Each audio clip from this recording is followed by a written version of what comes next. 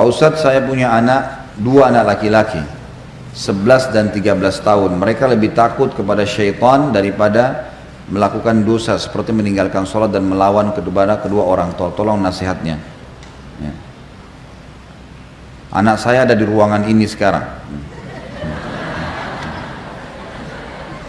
Tentu saja bagi si ibu satu hal yang positif saja kalau mengingatkan anaknya, dan bagi anak tentu kita nasihatin ya.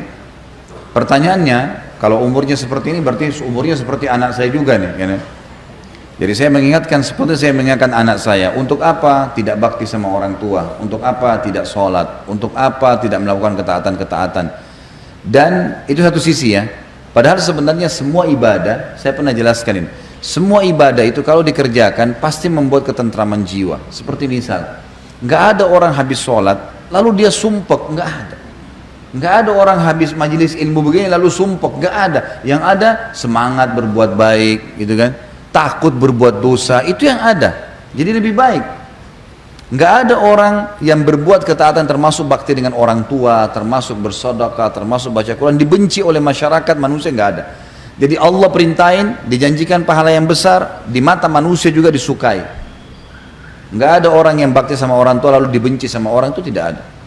Dan ada hadis Nabi Muhammad SAW, dengarkan baik-baik anak-anakku, ini kalimat yang penting sekali. Kata Nabi SAW, jagalah kehormatan, kesucian, kemaluan kalian, maka Allah akan jaga kehormatan, kesucian, kemaluan pasangan kalian.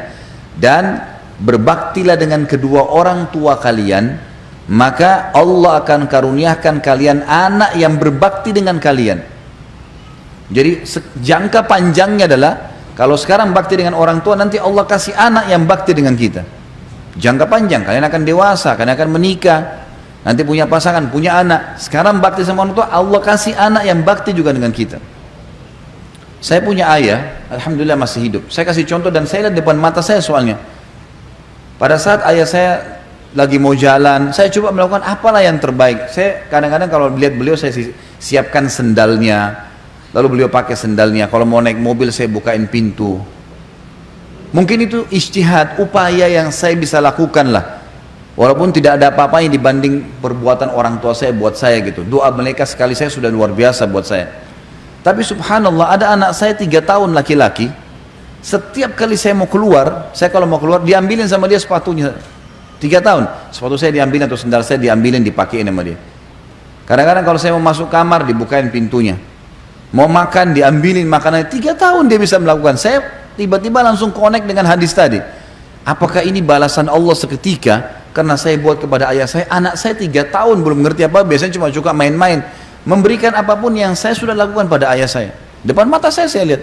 Sampai saya bilang sama istri saya, coba lihat nih, bagaimana Allah menunjukkan kepada kita kebenaran sabda Nabi Muhammad SAW. Itu kan. Kalau masalah takut dengan syaitan, syaitan itu makhluk Allah yang terhina, kecil, terhina dan kecil. Tidak ada kedudukannya, tidak ada andilnya, tidak ada sesuatu yang bisa diandalkan dari syaitan. Tidak ada. Apa yang mau ditakutin dari syaitan? Apa yang syaitan lakukan? Kalau syaitan bisa menguasai kita teman-teman sekalian, maka tidak ada di antara kita yang bisa duduk di sini. Tidak bisa minum, nggak bisa makan. Syaitan akan susahin dia, karena syaitan penjahat kan. Tapi syaitan buktinya nggak bisa buat apa-apa, kita bisa makan, kita bisa minum, dia cuma membisikkan saja. Dan Allah mengatakan dalam Al-Quran, A'udzubillahi minasyaitonirrajim, fala takhafu ma khafuni in kuntum mu'minin. Jangan kalian takut pada syaitan, dan hanya takut kepada saya kalau kalian benar-benar beriman. Nggak ada yang perlu ditakutkan dari syaitan. Makanya khusus untuk ini, ibu yang bertanya dan anak-anaknya bisa baca buku judulnya Jangan Takut Syaitan, terbitan Pustaka Tazkiyah, satu penerbit dengan buku yang sedang kita bahasin, lebih tipis saja. Situ dijelaskan siapa itu syaitan, kenapa kita tidak perlu takut dengan syaitan, apa langkah-langkahnya menyesatkan manusia. Nggak ada perlu ditakutkan. Sisi yang lain, ibu yang bertanya tadi dan anak-anaknya, mulai sekarang dan seluruh muslimin yang mendengarkan ceramah kita, baik pemirsa ataupun mungkin di sini Bapak Ibu yang hadir di sini, yang mengikuti pun di YouTube, yang mengikuti ceramah kita atau di web, maka ingat satu hal Bapak Ibu sekalian berhubungan dengan syaitan. Syaitan itu makhluk Allah terhina, tidak ada yang perlu dikhawatirkan dari mereka, dan syaitan hanya bisa membisikkan saja, tidak lebih daripada itu. Tidak lebih daripada itu. Tidak bisa berbuat apa-apa. Kalau ada orang yang melihat penampakan itu karena dianya bermasalah, mungkin dia takut sama syaitan itu, atau memang dasarnya dia pernah belajar tenaga dalam kah, dia pernah ke orang-orang yang tidak pintar lah, ya, pernah ke orang tidak normal, semua ini akhirnya jadi terganggu jiwanya.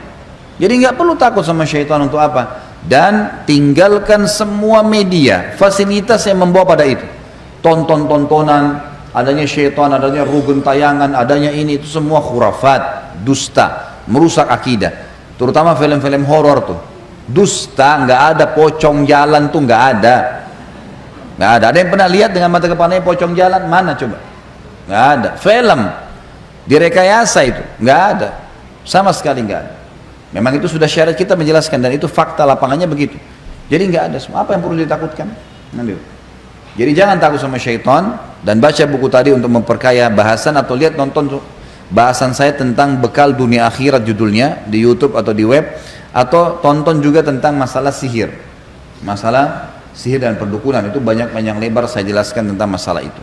Allahu alam. Dan saya mendoakan semoga saja ibu dan anak-anaknya insya Allah dijaga di dalam ketaatan kepada Allah. Dan bagi anak saya ajak untuk berbakti pada ibunya, dan bagi ibu juga lebih rahmat dan kasih sayang kepada anaknya. Semoga saja insya Allah disatukan dalam keimanan dan disatukan di dunia juga di akhirat.